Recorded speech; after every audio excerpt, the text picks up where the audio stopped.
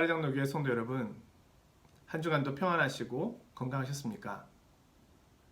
오늘은 12월 18일, 12월의 세 번째 금요 기도회인데요. 다음 주 금요일이 성탄절인 것을 감안하면 오늘이 2020년도의 마지막 금요 기도회가 되는 것 같습니다. 하나님께서 한 해의 마지막 금요일, 금요 기도회 시간에 우리에게 무엇을 말씀하실까요? 오늘 말씀이 더욱 기대가 되는데요. 히브리서 1장 1절에서 3절 본문을 가지고 하나님의 마지막 말씀이라는 제목으로 오늘 함께 은혜를 나누려고 합니다. 제가 본문 말씀을 읽어보겠습니다. 옛적의 선지자들을 통하여 여러 부분과 여러 모양으로 우리 조상들에게 말씀하신 하나님이 이 모든 날 마지막에는 아들을 통하여 우리에게 말씀하셨으니 이 아들을 만유의 상속자로 세우시고 또 그로 말미암아 모든 세계를 지으셨느니라. 이는 하나님의 영광의 광채시요 그 본체의 형상이시라. 그의 능력의 말씀으로 만물을 붙드시며 죄를 정결하게 하는 일을 하시고 높은 곳에 계신 지극히 크신 이에 우편에 앉으셨느니라. 아멘. 지난주부터 히브리서 말씀을 가지고 함께 은혜를 나누고 있습니다. 히브리서 말씀을 저자가 기록하게 된 동기에 대해서 지난주에 말씀드렸는데요. 많은 박해와 어려움 속에서 그리스도에 대한 믿음에서 후퇴하지 말고 경고하면서 오히려 성숙을 향해 매진할 것을 권면하기 위하여 기록되었다는 겁니다. 예수님에 대한 믿음과 신앙을 버리고 다시 유대교로 돌아가는 사람들을 향하여 예수 그리스도께서 가장 우월하신 분임을 증거하기 위하여 히브리서는 기록되었습니다. 그리고 그리스도 안에서 어떤 어려움이 있더라도 굳게 설 것을 권면하기 위하여 기록되었습니다. 히브리서 10장 23절의 말씀입니다. 또 약속하신 이는 미쁘시니 우리가 믿는 도리의 소망을 움직이지 말고 굳게 잡고. 오늘 본문 말씀은 히브리서의 시작 부분입니다. 여기서는 선지자보다도 우월하신 예수 그리스도에 대한 내용을 들려주고 있습니다. 히브리서를 열자마자 우리는 가장 놀라운 말씀을 접하게 되는데요. 그것은 하나님께서 말씀하셨다는 겁니다. 우리는 하나님의 음성을 귀로 듣지 못하였기 때문에 하나님께서 말씀하셨다고 하는 것에 대하여 때로는 이상하게 생각하는지도 모릅니다. 근데 오늘 본문 말씀은 분명하게 이야기하고 있습니다. 하나님께서 말씀하셨다. 복음의 출발점은 하나님입니다. 하나님께서 이 모든 일의 주체가 되십니다. 창세기의 첫 절도 그것입니다. 태초에 하나님이. 우리는 우리의 생각과 우리의 의견을 나누기를 좋아합니다. 특히 프랑스가 그러한데요. 자신의 의견에 대해서 말하는 걸 너무너무 좋아합니다. 자, 이 교육 방법에는 장단점이 분명히 있습니다. 그런데 우리가 사람들에게는 말하는 걸 좋아하는 것 필요할지 모르지만 하나님 앞에서는 우리의 생각과 우리의 말을 멈추고 때로는 하나님의 음성을 들어야 한다는 겁니다. 하나님께서 여러 시대 여러 모양으로 여러 방법으로 말씀하셨습니다. 이제는 내 생각을 말하지 말고 하나님께서 어떻게 말씀하셨는지 귀를 기울여 들어야 한다는 겁니다. 하나님은 숨어 계시지 않습니다. 우리에게 자신을 나타내셨습니다. 자신이 누구이시고 우리 인간이 누구인지를 분명하게 드러내셨습니다. 우리는 이것을 신학적인 용어로 계시라고 말합니다. 하나는 옛 제도 안에서의 계시입니다. 우리는 이것을 구약이라고 말합니다. 그리고 두 번째는 그리스도 안에서의 계시입니다. 이것을 우리는 신약이라고 말합니다. 이 모든 계시에는 목적이 있습니다. 그것은 하나님을 우리에게 알리시는 겁니다. 하나님께서 자신을 알리시기를 기뻐하시고 우리에게 자신을 보이셨습니다. 어떻게 우리가 하나님을 알 수 있을까요? 오늘 말씀은 하나님의 도움 없이는 인간 스스로 하나님을 알 수 있는 방법이 없음을 이야기합니다. 하나님께서 왜 구약과 신약의 계시의 방법을 선택하셨을까요? 그것이 바로 우리가 우리 힘으로 하나님을 알 수 없는 상태에 있기 때문임을 이야기해 주는 겁니다. 인간은 죄를 범하여 영적으로 하나님으로부터 멀어져 있기에 하나님의 도움 없이 스스로 하나님을 아는 지식에 도달할 수가 없습니다. 그러하기에 우리는 하나님을 알기 위해서 성경에서 출발해야 합니다. 다른 방법으로는 하나님을 알 수가 없습니다. 성경에는 우리가 죄 용서를 받고 하나님께로 돌아갈 수 있는 충분한 계시가 들어 있습니다. 먼저 하나님은 자신을 나타내십니다. 먼저 선택하신 방법은 구약입니다. 옛적의 선지자들을 통하여 여러 부분과 여러 모양으로 말씀하신 하나님이, 구약도 하나님의 계시입니다. 하나님께서 우리에게 말씀하신 방식입니다. 신약과 비교하여 신약이 보다 완전한 계시로서의 권위를 갖는 것은 분명하지만 구약의 말씀도 하나님의 말씀임을 이야기합니다. 구약에서 하나님께서 자신을 계시하신 방법은 여러 부분과 여러 모양으로 선지자들을 통하여 하신 겁니다. 다양한 선지자들을 통하여 하나님께서는 자신이 누구이신지를 나타내셨습니다. 노아를 통해서는 하나님께서 구원의 하나님과 심판의 하나님이 되심을, 아브라함을 통해서는 복 주시는 하나님을, 다윗을 통해서는 인간의 중심을 보시는 하나님이심을, 아모스 선지자를 통해서는 공의의 하나님을, 예레미야 선지자를 통해서는 눈물의 하나님을, 호세아 선지자를 통해서는 사랑의 하나님을 보이셨습니다. 이 외에도 더 여러 선지자들을 통하여 하나님의 여러 모습을 보여주셨습니다. 또한 구원을 위한 메시아에 대한 계시도 구약에 있습니다. 예를 들면 노아를 통해서는 셈의 자손이 복을 받을 것이라는 계시가 있습니다. 그리고 특정한 민족을 부르시는 아브라함을 통한 선택의 계시가 있습니다. 야곱을 통해서는 지파에 대한 계시가 있었고요.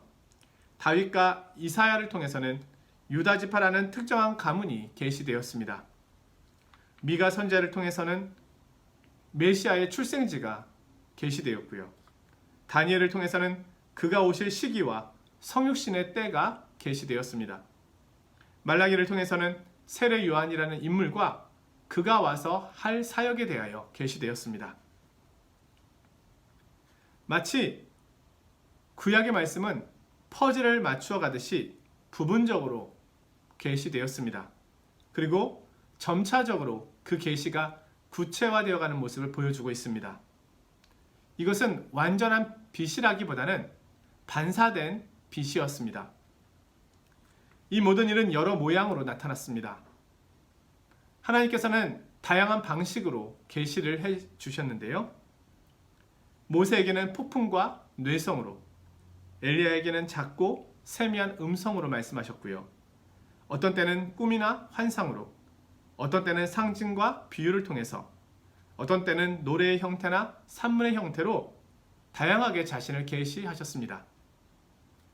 이 모든 것의 목적은 하나님이 누구이신가를 알려주시는 데 있습니다.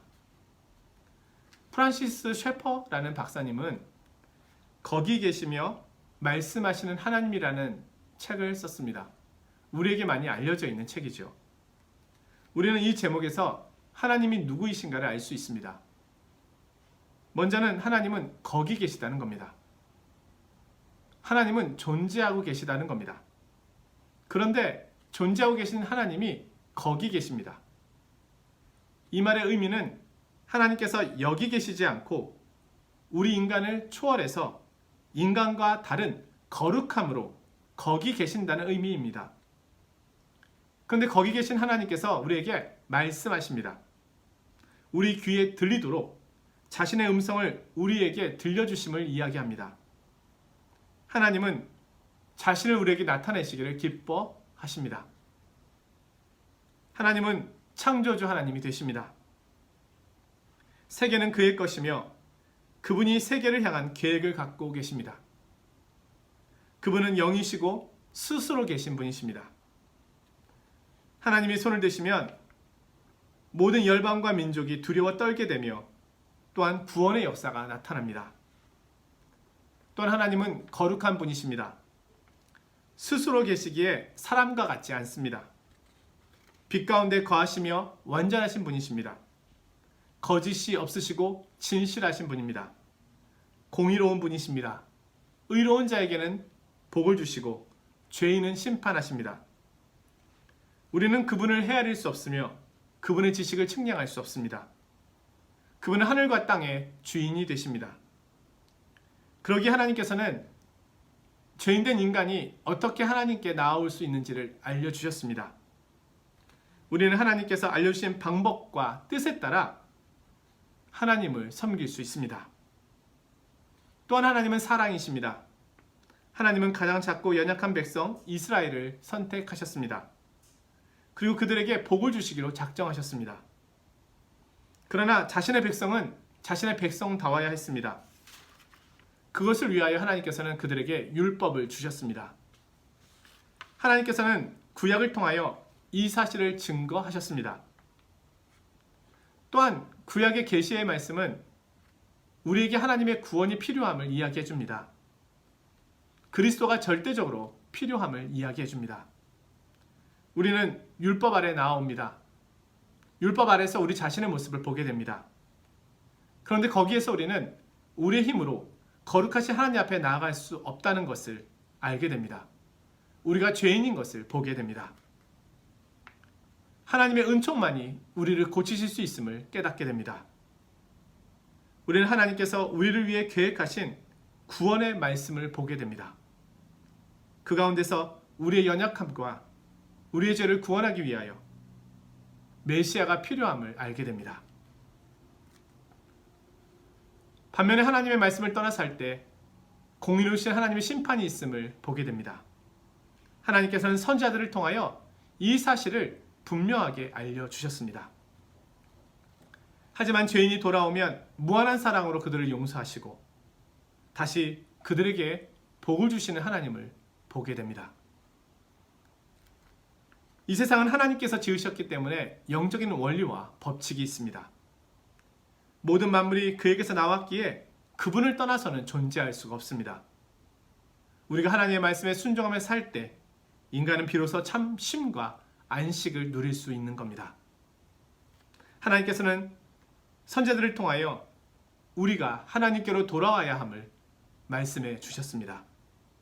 하나님을 떠나서는 참된 복이 없으며 심판이 있음을 말씀해 주셨습니다.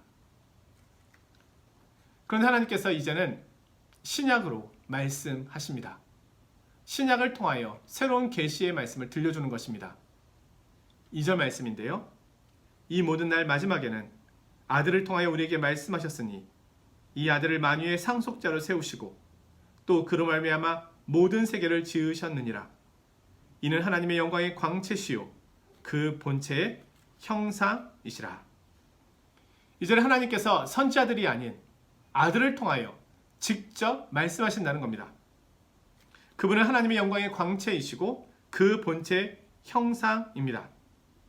다시 말하면 하나님 자신이라는 겁니다. 아들을 본 자는 하나님을 본 것과 같습니다. 아들의 음성을 듣는 것은 하나님의 음성을 듣는 것과 같은 것입니다. 하나님께서는 보이는 하나님으로 이 땅에 오셨습니다.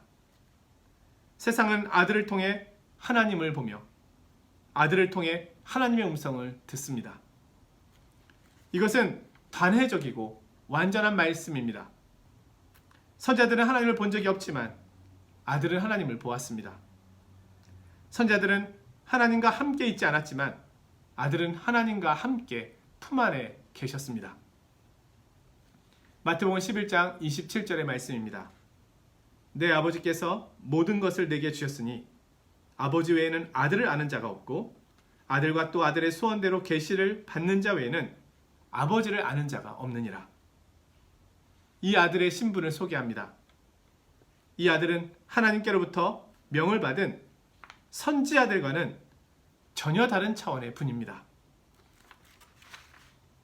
만유의 후사로 세우시고 저로 말미암아 모든 세계를 지으셨느니라. 이분은 지구만이 아니라 온 우주 그리고 오는 세상까지 하늘과 땅의 모든 권세를 물려받으신 분입니다. 또한 창조 시에 하나님의 대리자로서 그 역할을 하심으로 말씀으로 세계를 지으신 분이십니다. 골로새서 1장은 16절입니다.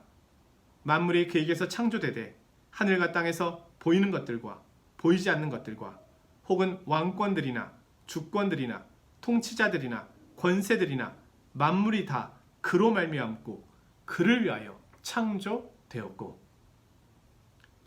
영광의 광채시요 그 본체의 형상이시라. 그리스도는 하나님의 영광의 빛을 우리에게 비춰주시는 빛이시고 그리스도는 하나님의 모습을 그대로 갖고 있는 분입니다. 그는 능력의 말씀으로 만물을 붙드시며 죄를 정결케 하는 일을 하시고 하나님 보좌 우편에 앉으셨습니다. 그리스도께서 행하신 일이 무엇인지 오늘 구체적으로 말씀하고 계시는데요. 그분은 만물을 창조하셨을 뿐만 아니라 만물을 붙드시고 만물을 유지하는 일도 하고 계십니다. 여기서 만물은 우리의 모든 역사, 우주의 모든 역사를 포함합니다. 인간의 모든 삶을 주관하시고 우리의 모든 삶을 인도해 가십니다. 우리의 모든 삶은 그분의 주권 아래에 있습니다. 우리의 삶의 참된 의미는 그 가운데서만 발견될 수 있습니다. 주님은 가르치시고 이적을 행하시는 등 이 땅에 오셔서 많은 일을 하셨습니다. 하지만 가장 큰 일은 죄를 정결케 하시는 일입니다. 가르치시고 이적을 행하는 일은 다른 선자들도 행하였습니다.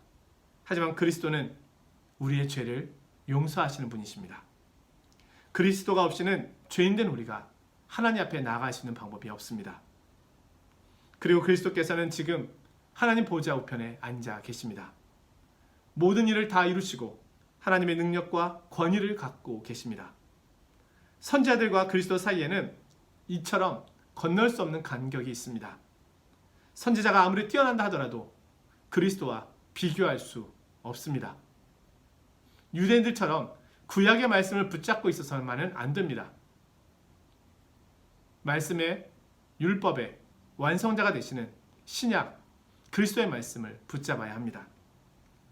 히브리서 기자는 고난과 어려움 가운데 있는 유대인 그리스도인들이 그리스도를 버리고 유대교로 돌아가려고 하는 그들을 향하여 그들의 삶의 문제, 고난의 문제로 먼저 접근하고 있지 않습니다. 도리어 여러분이 그렇게 하고 있는 것은 그리스도의 복음을 충분히 알고 있지 못하기 때문이며 그분의 능력 안에 있지 않기 때문이라고 말하고 있는 겁니다. 오늘 우리의 삶의 자리에서 우리에게 일어나는 여러 가지 일들로 인하여 우리는 불평과 불만이 생길 뿐만 아니라 때로는 낙심하고 희망을 잃어버리고 하나님의 사랑과 선하심을 의심하는 단계로 나아갈 때도 있습니다. 근데 그렇다면 그것은 그리스도에 대한 충분한 이해와 지식을 갖고 있지 못하기 때문이라고 말씀하고 있습니다. 복음이 갖는 위대함과 독특성을 모르고서는 히브리 그리스도인들이 빠졌던 그 어려움에 우리도 빠질 수 있다는 겁니다. 사랑하는 성도 여러분, 오늘 히브리서의 말씀은 복음의 확실성을 이야기해주고 있습니다. 우리는 예수 그리스도를 통하여 완전한 계시를 받은 신약 시대 이후에 살아가고 있습니다. 더 이상의 계시는 필요가 없습니다. 더 이상 새로운 것도 없습니다. 마지막 날에 하나님께서는 아들을 통하여 분명하게 말씀해 주셨습니다. 우리는 아들을 통하여 주신 이 말씀을 더 자세히 살펴보아야 합니다. 그리고 흔들리지 말고 복음의 확실성 앞에 붙잡힌 바 되어야 합니다. 이 계시의 말씀은 저와 여러분을 위하여 주신 것입니다. 힘들고 어려운 고난의 시간, 여기에 이 계시의 말씀 속에 우리를 향한 하나님의 충분한 약속이 있습니다. 하나님의 사랑에 대한 충분한 확증이 있습니다. 오늘 이 사랑이 저와 여러분을 붙잡고 있습니다. 오늘 이 확신 속에서 우리에게 주어진 삶의 여러 위기 어려움들을 넉넉히 이겨내며 소망 가운데 달려가시는 그런 시간들이 되기를 원합니다. 말씀을 마쳤고요. 다음 주는 성탄절이라 오전에 성탄 예배를 드리고 금요 기도회는 없겠습니다. 가족들과 함께 성탄의 기쁨과 은혜를 마음껏 나누는 시간이 되기를 바랍니다. 2020년도 한 해가 저물어 갑니다. 우리에겐 새로운 한 해가 떠오르고 있습니다. 우리는 가보지 않은 길을 또 걸어갑니다. 그러나 주님과 함께 갑니다. 금요 기도의 시간을 통해서 복음의 확실성 가운데 하나님과 함께 걷는 기쁨, 그것을 누리는 복된 2021년이 되기를 원합니다. 한 해 동안 함께 하신 성도 여러분 고맙습니다. 감사합니다. 안녕히 계십시오.